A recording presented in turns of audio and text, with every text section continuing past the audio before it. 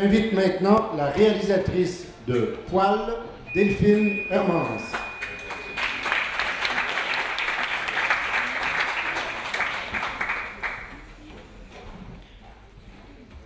Delphine, je dois vous dire, quand nous travaillions à la sélection du festival, chaque matin, je sortais de mon appartement et je me rendais au bureau et juste sous mon appartement, il y a une boutique d'esthétique, une clinique d'esthétique.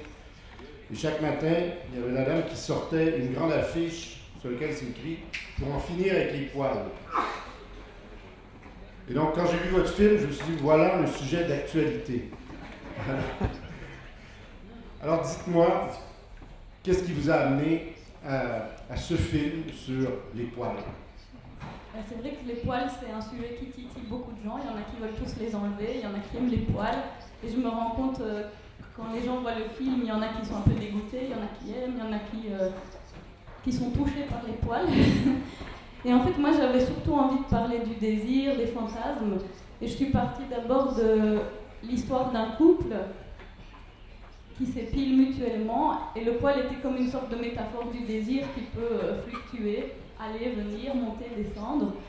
Et puis je me suis dit, j'ai pas envie qu'il y ait que ces deux personnages. J'ai envie de montrer d'autres facettes et d'autres types de désirs, de séduction.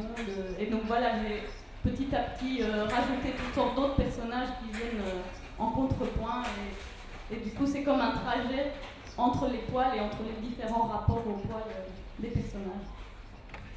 On remarque qu'il y a un érotisme féminin assez présent en animation et un érotisme joyeux justement. Et je pense par exemple au Grand Prix ici à Annecy il y a 2 ans, Tram, qui était vraiment dans cet esprit très coloré, amusé.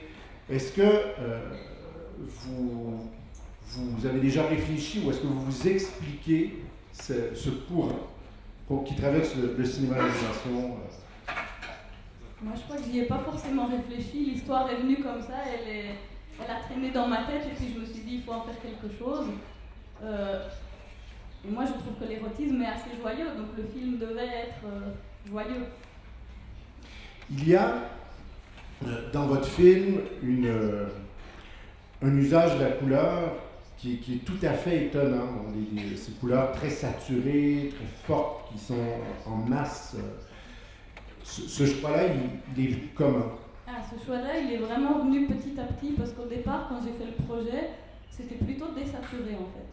Et puis, en commençant à animer les images, je me suis dit, il y a quelque chose qui ne va pas, c'est pas assez joyeux, c'est pas assez fou comme image. Et un jour, je suis tombée sur une bande dessinée d'un Finlandais dont j'ai oublié le nom, et qui avait des couleurs vraiment complètement saturées. Je me suis dit, il faut que j'essaye des couleurs comme ça. Et puis ça s'est imposé en fait, c'est devenu évident qu'il fallait que ça explose un peu de couleurs. Il est assez rare qu'on voit des films qui vont aussi loin, justement, dans ce travail sur la couleur. Donc, est-ce qu'on a essayé de vous prévenir contre ça? Est-ce que certains vous ont dit, ouh, là, vous dites... Oui, surtout qu'il y a beaucoup de rouge. On m'a dit, mais le rouge, ça va baver, ça va être... Mais je voulais ça et je me suis dit, il faut essayer et puis on verra. Est-ce que c'est un film que vous avez scénarisé très librement? Justement, vous avez dit, je suis parti de cette idée d'un couple qui s'épilait mutuellement, mais ce qu'on a, au final, donc on glisse d'un personnage à un autre, des compositions souvent d'ailleurs où un personnage qui, dans une scène plus tard, va être à l'avant-plan, passe à l'arrière-plan. Comment est-ce que vous êtes arrivé à construire cette trame? Ça a pris du temps. Et en fait, j'ai dû passer 3 fois la commission belge avant d'avoir l'argent pour le faire. Et donc, de fois en fois, j'ai réfléchi et j'ai rajouté des choses et j'ai modifié le film. Au départ, il n'y avait pas toutes les scènes oniriques comme celles qu'on voit là à l'image. Et je suis allée de plus en plus vers ça. Et je me suis dit, il faut vraiment aller de plus en plus vers des scènes qui soient un peu marquantes au niveau image. Et puis, j'ai travaillé aussi un peu avec un scénariste. Parce que la première version, je l'ai faite d'abord toute seule, vraiment. Je me suis dit, au bout d'un moment, c'est bien d'être confronté aux idées, aux propositions de quelqu'un. Et alors, à ce moment-là, on a travaillé en ping-pong pour terminer le scénario, donc ça s'est vraiment construit finalement en un an, quelque chose comme ça. Les questions de la salle à propos de poils. J'ai beaucoup aimé l'usage que vous faites du papier tramé, là, de ces petits points pour faire les ombres. C'est quelque chose qui revient en force dans la bande dessinée, ça me paraît moins fréquent en animation. D'où est-ce que ça vous est venu et est-ce que vous comptez pousser vos travaux dans cette direction-là? Mais justement, je fais de la bande dessinée aussi, et donc à force de regarder plein de bandes dessinées, je me suis dit que ce serait chouette d'essayer ça dans un film. Et en fait, c'est le premier film que je faisais entièrement à l'ordinateur, et je trouvais les images assez froides au départ, et donc je voulais rajouter quelque chose qui rende un peu la chaleur de l'érotisme. Je me suis dit, les trames, c'est une bonne idée à essayer, et donc j'ai travaillé avec quelqu'un qui s'appelle Guillaume Levasseur pour le compositing, et qui a apporté ça, et qui a vraiment... c'était chouette de travailler avec lui pour ça. Une dernière question. Je trouve que Mon producteur.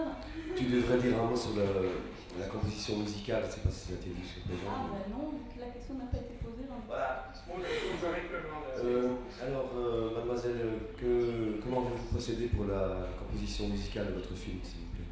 Eh bien, cher producteur, je me suis adressée à un de mes collègues, qui est aussi animateur, qui s'appelle Mathieu Labeille, et qui a déjà réalisé quelques films d'animation. Et ce qui était très chouette, c'était de travailler avec quelqu'un qui connaît bien l'animation, et donc qui savait exactement où j'allais avec le film.